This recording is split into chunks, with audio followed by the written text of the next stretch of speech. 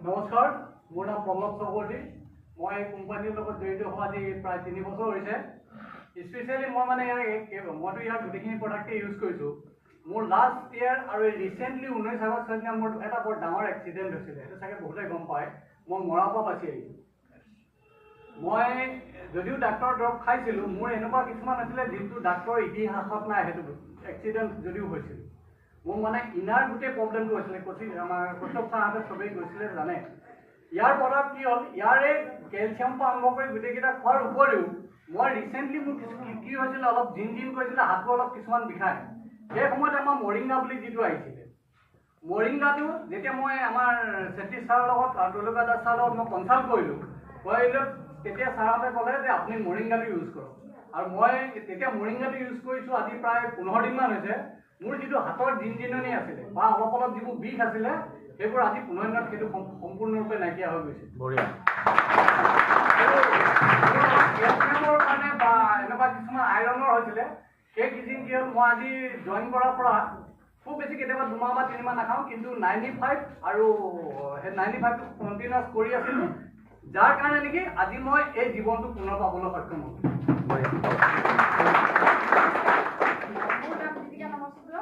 চাবোন আৰু টুথপেষ্ট এইবিলাক মই ইউজ কৰিছোঁ। চাবোন বহি মানে দোকানৰ পৰা গৈছিলোঁ, মোৰ গাত এনেকুৱা এটা প্ৰব্লেম আছিলে যে চাবোন বহি মই সুখ নাপাইছিলোঁ।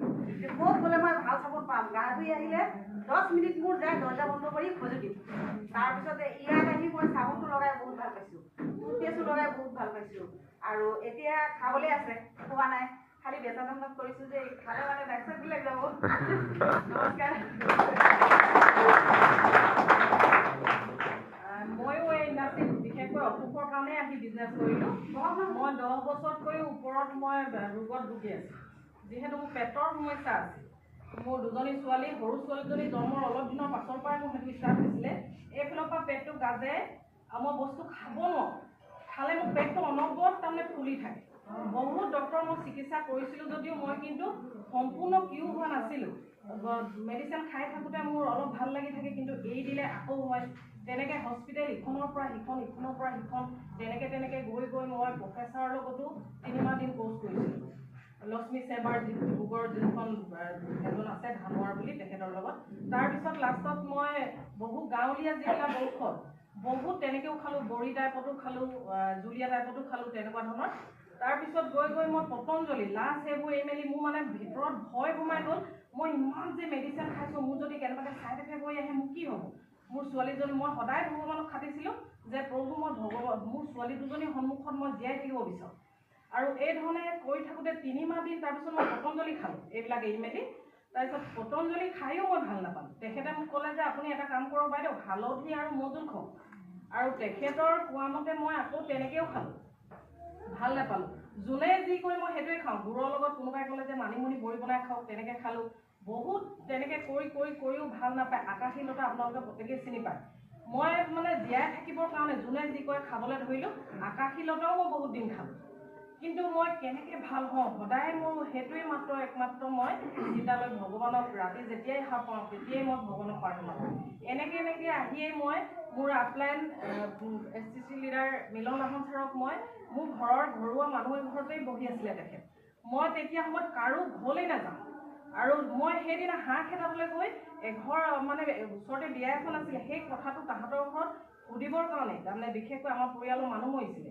বিয়ালৈ গ'লে খানা পিনা খাবনে নাখায়, মই যদি গৈ আগতীয়াকৈ খাই দিওঁ বেয়া কথা হ'ব, নেখালেও মই তাহাঁতি যদি খাই বেয়া হ'ব, এই কথাটো সুধিবৰ কাৰণে সোমাওঁতে তাহাঁতি মোক ক'লে যে তোৰ যে মুনি ঘৰ তাত এনেই মুনি বুলি মাতে, ইমানটো ইটো সিটো হৈ থাকে, আমাৰ ঘৰত এজন আয়ুৰ্বেদিক ডক্তৰ আছে, তেখেতৰ লগত কথা পাতকচোন।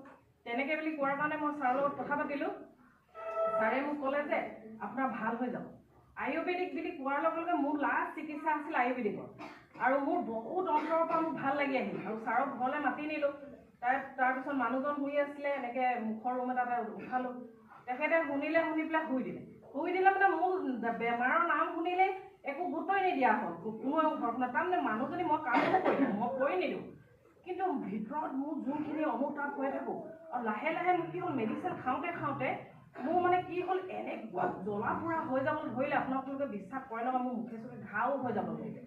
2 টাইম হয় আগবেলা খোৱাখিনি 11টা 12টা ভিতৰত হয় ছাৰ তাৰপিছত পিছবেলা আকৌ মানে 4টা বা 5টাৰ ভিতৰত এনেকৈ হৈছিলে তাৰপিছত ছাৰে যেতিয়া ক'লে যে আপুনি খালে ভাল হ'ব মই তেতিয়া ভাবিলোঁ যে মই কষ্টখিনি মই পাইছোঁ গতিকে মই খামেই আৰু এইটো ধৰণে ছাৰে মোক প্ৰডাক্ট দিছিল সেইটো সময়ত লিভিগেন দিছিলে তাৰপিছত ঘাঁহৰ কাৰণে দিছিলে multicut blood purifier daily detox ইমিউনো3 স্পিৰুলিনা গ'ল্ড এইকেইটা মই প্ৰডাক্ট কণ্টিনিউ মই 6 মাহ কোৰ্চ কৰিলোঁ আৰু তেখেতে মোক মাজে মাজে কয় বাইদেউ আপুনি ভাল হৈছে মই কৈছোঁ ছাৰ মোৰ অনুভৱখিনি আছেই কিন্তু মোৰ 6 মাহ যেতিয়া কণ্টিনিউ হ'ল মই তেতিয়া ছাৰক নিজে কৈছোঁ ছাৰ মই সঁচাকৈ ভাল পাওঁ আৰু সেই বুলি কোৱাৰ কাৰণে ছাৰে মোক ছাৰে দিয়া নাছিলে মোক ক'লে যে বাইদেউ আপুনি অকণমান কাম কৰক আৰু এটা প্ৰডাক্ট খাব লাগে আমাৰ সেইটো অলপ দাম আছে আৰু মই বোলো তেতিয়া মই ক'লোঁ ছাৰ ময়ো কিবা এটা কৰিব বিচাৰোঁ যদি ইয়াত কৰিব পৰা সুবিধা আছে কৰিম তাৰপিছত তেনেকৈ বুলি কোৱাৰ কাৰণেই ছাৰৰ কথা মতেই মই দিলোঁ ঠিক আছে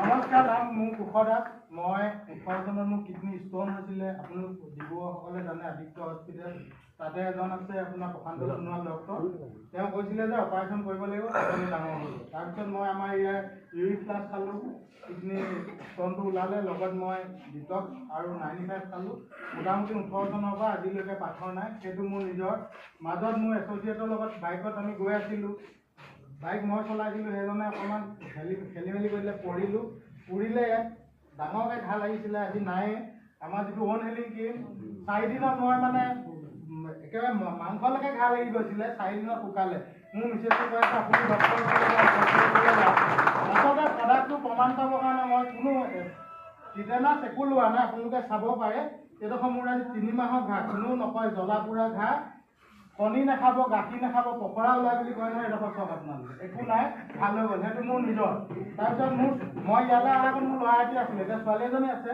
নিউট্ৰিলাইট বোলে ভাল তালৈ ক'লেই নহ'ব নহয় খাব লাগিব আজি মোৰ ছোৱালী নিউট্ৰিলাইট বেবী তাৰমানে ল'ৰাতকৈ কথা বতৰাবোৰ মই নিজৰ বুলি গৌৰৱ কৰা নাই প্ৰডাক্টৰ ৰিজাল্ট বহুত ধুনীয়া কেছ কৰে মোৰ ল'ৰাটোৱে নেওতাখন গণ্ডগোল হয় ছোৱালী গণ্ডগোল নহয় কিন্তু 3 বছৰ ডিফাইন দ্বিতীয়টো হ'ল কি মোৰ ইমানেই ভাল লাগে এই প্ৰডাক্টক লৈ মই মানে কি ক'ম আপোনালোকক মোৰ মা এতিয়া মোৰ ভিডিঅ' আছে জুন মাহত মোৰ ভাইটি ঢুকালে ঢুকোৱাৰ পিছত মা 75 বছৰীয়া মা কি হ'ল এনেকুৱাই টেনশ্যন মই থাকোঁ ডিব্ৰুগড়ত মা থাকে গাঁৱত মোৰ ৰহমৰীয়াত ঘৰ মা লাষ্টত মানে ষ্টক মাৰিলে ঠিক মই ষ্টক মৰাত এদিনৰ আগত গৈ পালোঁগৈ ইয়ালৈ আনিলোঁ তাৰপৰা পৰীক্ষা চৰীক্ষা কৰিলে কৰাৰ পিছত কৈছে যে ইমান নহয় মাইনৰ 1-1.5 বছৰ মেডিচিন খালে ঠিক হৈ যাব তাৰপিছত আমাৰ চিম্পিয়ল সদায় থাকেই মাক মোৰ শ্ৰীমতীক মাছাজ কৰালোঁ মই থকা সময়ত ময়ো কৰিলোঁ তাৰপিছত 95 2 টাইম খোৱালোঁ স্পাইনালা গ'ল্ড দিলোঁ আমাৰ নেক্সিয়াম দিলোঁ তাৰপিছত আজি তাৰিখত মা তাৰমানে এমাহত নামঘৰলৈ যাব পৰা হ'ল আৰু তাতকৈ কি লাগে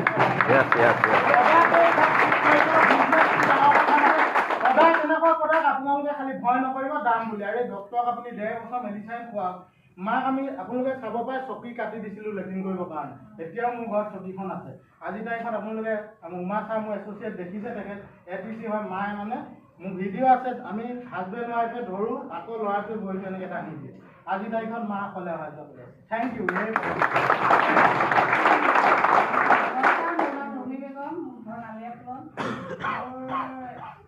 জইন কৰা প্ৰায় 2 বছৰে হৈছে মই ইয়াত এটা প্ৰডাক্ট খাই অহা হৈছিলে সেইটো হৈছে স্পাইনালা গ'ল্ড মোৰ মানে চুগাৰ আছিলে মানে এতিয়াও বৰ্তমান আছেই মোৰ আপলাইন জোনালী মেচ কৰোৱা মেমে মোৰ ঘৰত মোক খবৰ কৰিব আহিছিলে মই এনি টাইম বিচনাতে পৰি থাকোঁ খালি মোৰ ঘৰখনেই ভাল লাগে বিচনাখনেই ভাল লাগে শুই থাকোঁ এদিন মোক খবৰ কৰিব আহিলে কি হৈছে আপোনাক ইমান দিন দেখা নাই হ'ব এনেকৈ কয় বোলো কি ক'ব মোৰ গাটো খুব বেয়া বোলো জানে বিচনাখনেই ভাল লাগে ঘৰটোৱে ভাল লাগে খুব গাটো বেয়া লাগি থাকে উঠিব মন নাযায় বিচনাৰ পৰা এতিয়া তেওঁ মানে মোক ক'লে আপুনি বোলে আমাৰ এটা প্ৰডাক্ট আছে আয়ুৰ্বেদিকৰ আপুনি খাই চাওকচোন মই ক'লোঁ ঠিক আছে হ'বচোন বাৰু চাম মই চাম নহয় আপুনি খাওক কাৰণ নেক্সট দিনা গ'ল স্পাইনালা গ'ল্ডটো লৈ গৈছিলোঁ লৈ গৈ মোক ক'লে আপুনি এইটো খাওকচোন মোৰ হাজবেণ্ডক সুধিলোঁ বোলো এইটো খাই চাওঁচোন মোৰ চুগাৰৰ কাৰণে খুব মানে গাটো মোৰ বেয়া লাগি থাকে তেওঁ ক'লে যদি ভাল হয় তুমি খোৱা এনেকৈ ক'লোঁ তাৰপিছত আৰু মই দামটো চালোঁ ৰেঞ্জটো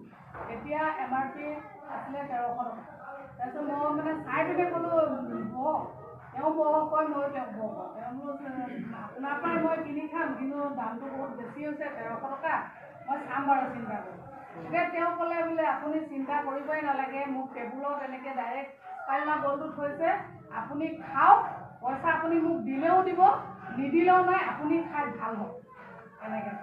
তাৰপিছত মই স্পাইনা গ'ল্ডটো প্ৰায় এমাহমান খোৱাৰ পিছতে মোৰ ৰিজাল্ট মানে মোৰ এনেকুৱাই গাটো এনাৰ্জি, এনেকুৱাই মোৰ গাটো ভাল লাগে। তাৰপিছত আৰু এমাহৰ পিছতে মই ডাইৰেক্ট RTP গৈছিলোঁ, তাত গৈ মই বিজনেছটো চালোঁ, চাই লৈ মই এতিয়ালৈকে স্পাইনা গ'ল্ডটো খাই আছোঁ। মোৰ খুব এনাৰ্জেটিক হওঁ, মই খুব ভাল পাওঁ, আৰু মই প্ৰত্যেক ৱাইল্ড হাৰ্ট খাওঁ, ডাইভালাইট খাওঁ। ডাইভালাইটে মোৰ অলপো মানে বিষ অনুভৱে নহয়। মই নহ'লে চুগাৰৰ কাৰণে ইমানেই মোৰ বিষ হৈ থাকে, আজি ইয়াত হ'লে কালি ইয়াত হয়, এনি টাইম হাত ভৰি গা এনি টাইম বিষ হৈ থাকে। কিন্তু মই ডাইভালাইটটো ইমানেই ৰিজাল্ট ভাল, মই ডেইলি এটাকৈ খাওঁ। সেইটো টেষ্ট এটা কৰিব দিয়ে, এইটো কি আছিলে HbA1c কৰাই পিনে মই এটাকৈ খাইছিলোঁ। 8 পইণ্ট আছিলে, 8 পইণ্টৰ মানে এটাকৈ খাব লাগে, 10 পইণ্ট হ'লে মানে দুটাকৈ খাব লাগে হ'লে মই এটাকৈ খালোঁ। আৰু মোৰ ইমানেই এতিয়া ৰিজাল্ট ভাল, মই মানে এনি টাইম এনাৰ্জেটিক হৈ থাকোঁ, আৰু মোৰ বিষ মানে অলপো অনুভৱ নহয় যে মোৰ ক'ৰবাত বিষ হৈছে।